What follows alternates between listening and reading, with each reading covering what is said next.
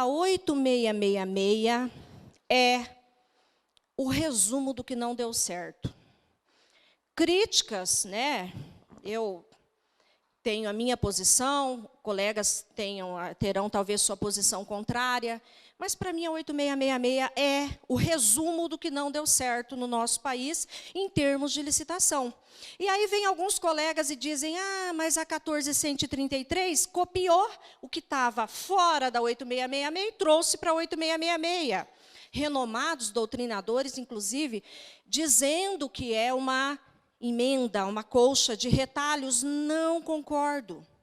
Porque é óbvio que nós precisaríamos buscar a aplicação das boas práticas no decorrer da vigência de um regime ruim, que só se preocupou com obras, que não se preocupou com planejamento nas contratações, que viabilizou, autorizou o dinheiro ir pelo ralo ao longo de todo esse período por falta de planejamento.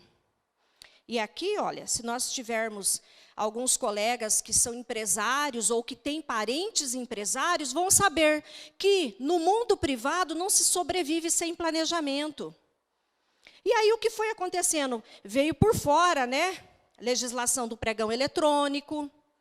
Legislação do pregão eletrônico, inversão de fases.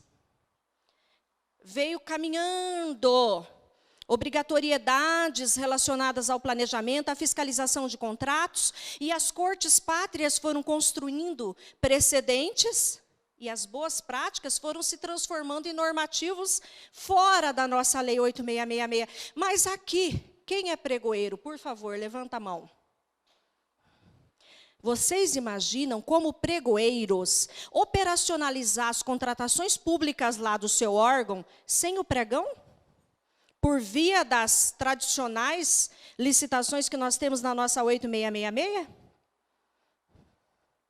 Hoje, a gente vê o pregão como a evolução. A nova lei traz o conceito do pregão embutida no seu bojo, nas entrelinhas, certo? Então, a primeira coisa que a gente precisa entender é que a 14133 trouxe o que funcionou nesse período todo, a aplicação das boas práticas, as decisões do Tribunal de Contas da União, dos Tribunais de Contas Pátrios, certo? E veio consolidar numa nova legislação que valoriza o planejamento. Amanhã nós falaremos bastante sobre o planejamento nas contratações públicas, e eu quero que vocês voltem para os municípios de vocês, os cargos que ocupam, felizes.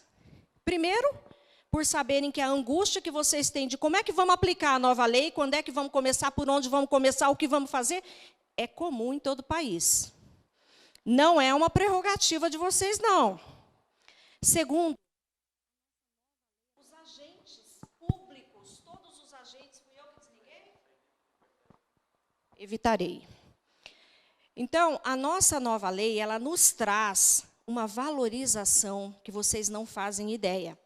Eu não sei se aqui é assim, mas eu tenho visto vários estados aí que é o seguinte: mudou o prefeito, sai fora todo mundo da equipe, há uma desvalorização, questões políticas fortíssimas nas equipes, e por vezes capacitadas, né? Equipes capacitadas, pessoas bem preparadas saem, e aí? O prefeito que entra, essa realidade já vem mudando de uns 3, 4 anos para cá, mas o novo prefeito, ele não entende isso, sabe por quê? Porque ele só vai perceber isso tempos depois, quando o Tribunal de Contas for lá bater na porta dele, com as intimações. Muitas vezes ele não é mais gestor, ele não tem acesso aos autos, certo? Para fazer sua defesa, e aí complica tudo, né? E agora a nova lei, ela traz assim: agentes públicos, todos envolvidos em qualquer procedimento, dentro do procedimento maior, dentro do processo licitatório, dividido por funções regulamentadas por atos normativos do próprio órgão, certo? Por falar nisso, não sei se aqui vocês viram, que nós tivemos, eu vindo para cá, não tive tempo de fazer a leitura integral. Me parece que tivemos um normativo publicado ontem ou hoje, que institui e organiza o Portal Nacional de Contratações Públicas, e me parece, salvo engano, quero até ver isso hoje à noite, para amanhã falar com vocês melhor, me parece que está aí o portal, né?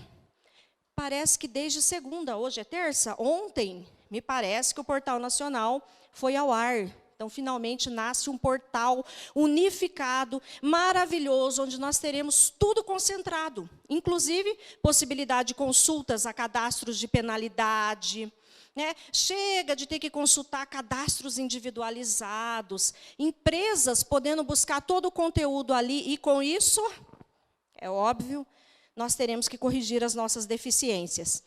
Mas tudo isso, gente, para dizer para vocês o seguinte: a 8666 precisa, os procedimentos adotados por ela precisam ser melhorados.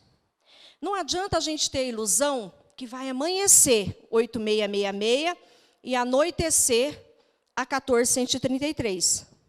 Nós temos que migrar gradativamente.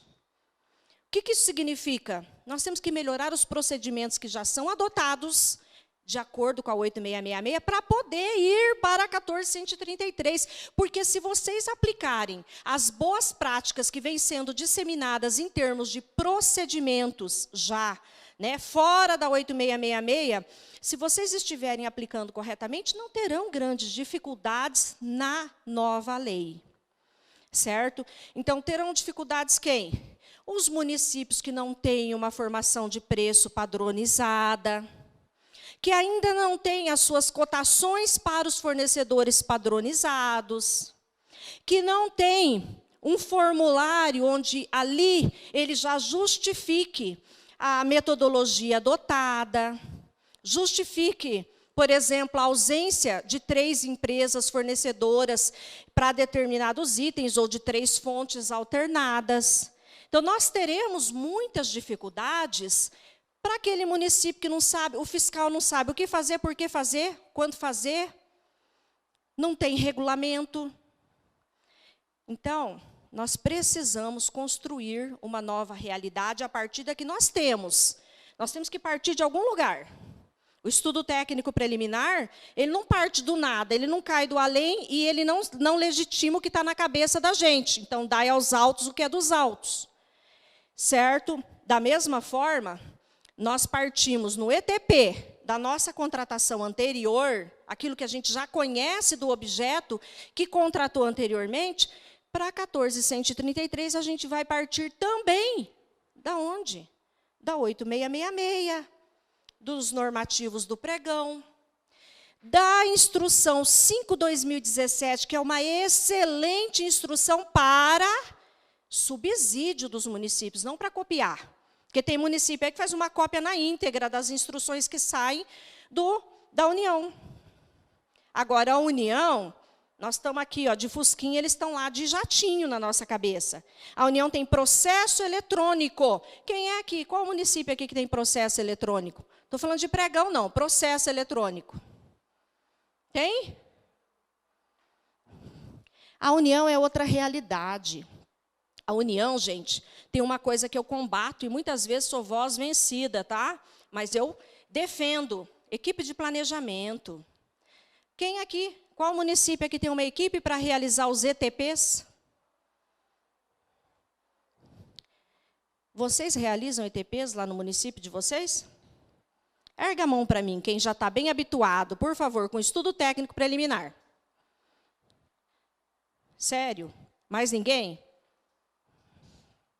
Então, nós temos que começar pelo começo, tá?